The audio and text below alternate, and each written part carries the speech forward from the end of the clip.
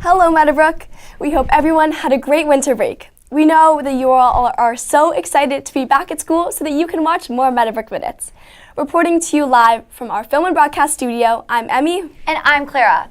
We have a fantastic show today showcasing a lot of videos about the middle school experience and beyond, from fun electives to one student's daily schedule and more. So let's get to it.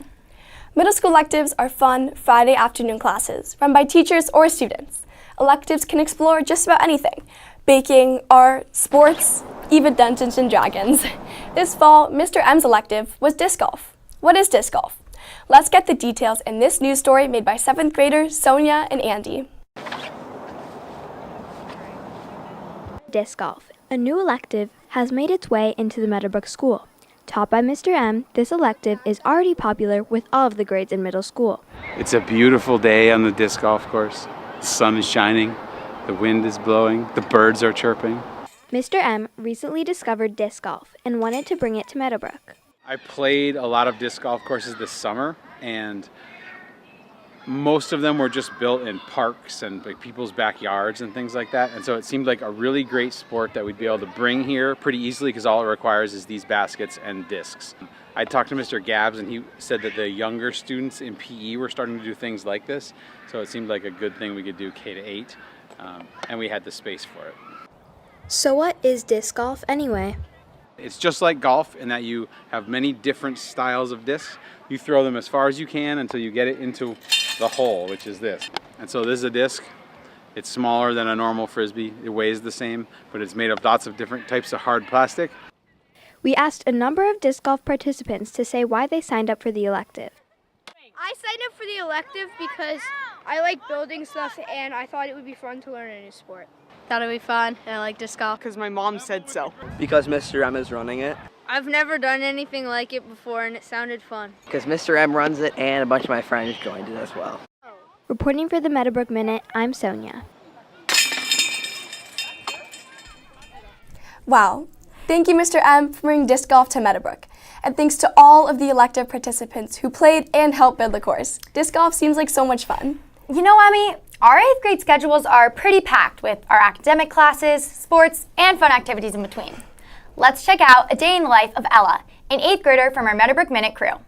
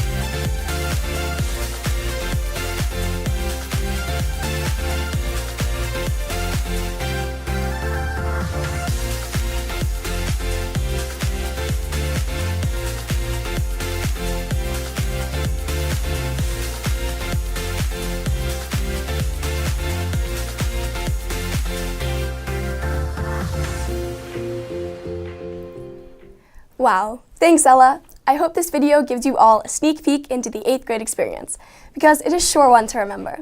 All we do definitely sets us up for success in high school and beyond. In fact, one of Meadowbrook's alum, class of 2014's Corinna Groff, has just won the 2023 NCAA Woman of the Year title. The award recognizes senior female student athletes who've distinguished themselves throughout the collegiate career in the areas of academic improvement, athletic excellence, service, and leadership. And now that she's graduated from MIT, in addition to being a soccer sensation, Corinna is pursuing a career in biological engineering. Great job, Corinna. We hope your soccer and engineering careers are successful. Here at Meadowbrook, we are all very proud. It's so nice when we get to recognize our Meadowbrook alumni in our broadcasts. And over the summer, 8th graders Charlotte and Noelle created a short documentary featuring Meadowbrook alumni and depicting the importance of representation of the LGBTQ+ community in media. And Noelle and Charlotte are here in the studio to talk to you more about them. Thank you, Clara. And congratulations, Noelle and Charlotte. Thank you. So, can you tell us a little bit about what your film is about? Yeah, so our film is a short documentary about the media's portrayal on the LGBTQ+ community. And why is it that you made this film exactly? So we decided to make this film over the summer because we wanted to spread an important message about the community. Can you explain a little bit about the process of creating the film? Yeah, so first we planned out what we wanted to say, then we interviewed members of the community, and finally we put it all together with media footage. What's next? So right now our film is being screened at SDN Nationals in California, and we are currently working with the Art Pride organization to possibly make another short documentary. Thank you, Noelle and Charlotte. Now This let's look at... documentary explores how media representation, from the news to modern-day social media sites, has impacted the LGBTQ+ movement. My name is Liz, and my pronouns are she, her, hers. I'm Laura, and my pronouns are they, she, he. Hi, I'm Orly. I use any pronouns, and I am genderqueer. So I was born in 1975, and when I was growing up, it was in the 80s, and I didn't see any positive role models of LGBTQ people in the media at the time. There would be these sort of sensational shows, like talk shows, like Phil Donahue and Oprah, where there was a lot of discrimination against LGBTQ people in general. So I didn't have any role models on TV. It would just be like straight cis couples. I guess that affected me by making it seem like less normal. It made it seem like, oh, when I grow up, I have to marry a guy and walk down the aisle in a white dress or something. In movies, a lot of times you see a lot of flamboyant gay characters that are called sissies, which is a stereotype of gay men that makes them flamboyant, and it's played off as a joke, and everyone just laughs along and they think it's just really silly. But it does really hurt, especially when they're people that you find really comforting, and they just start laughing at an identity that you can relate to, and it really sucks. Media like this is harmful as it affects the foundational knowledge that media consumers believe.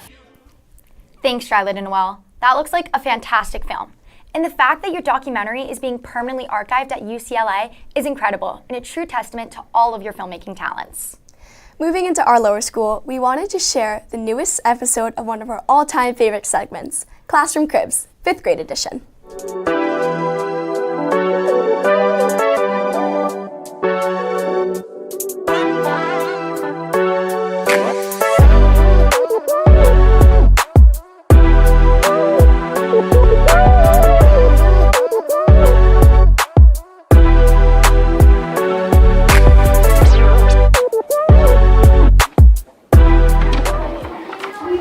Oh, hi, come on in.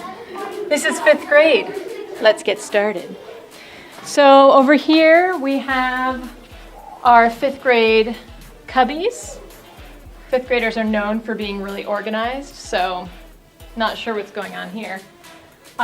Here we've got a museum of our previous plays. We've got the peach tree from Jamie and the Giant Peach. We've got some lollipops from Charlie and the Chocolate Factory. And we've got the rocket from Despicable Me.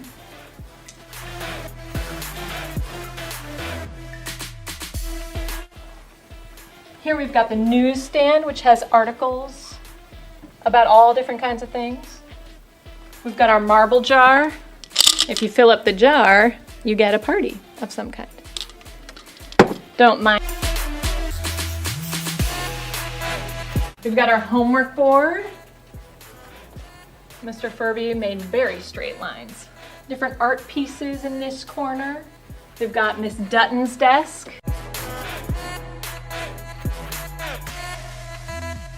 We've got some books about different change makers that Miss Flores grabbed. The kids are doing a project on change makers, so they're going to do some research. This wall is the facts of the day. That's my baby, who is 1 year old now. Miss Flores always says this looks like my living room. I think that's all we have to say about 5th grade. Thanks for coming. We'll see you next time. Awesome class from 5th grade, and thanks William and Raj for filming. So much fun. Next up, we have our final TikTok of the week created by Mimi, starring our crew.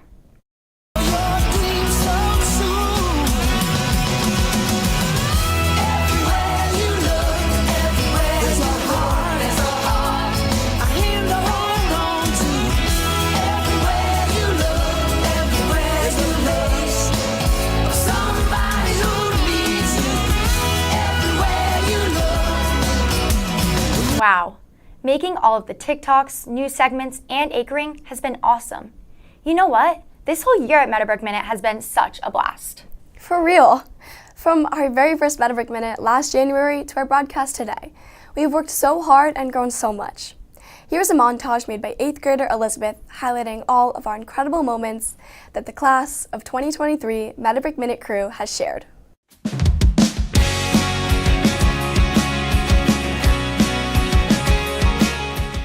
My favorite part of the Meadowbrook Minute was being on the TriCaster.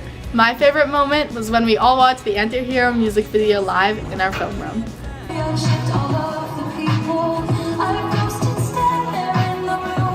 My favorite part of the Meadowbrook Minute was anchoring Winter Assembly.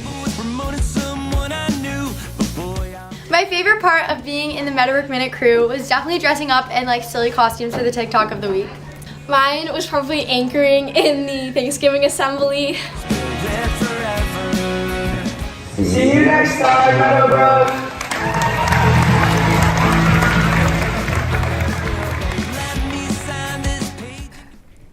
Hey, get out 7th graders!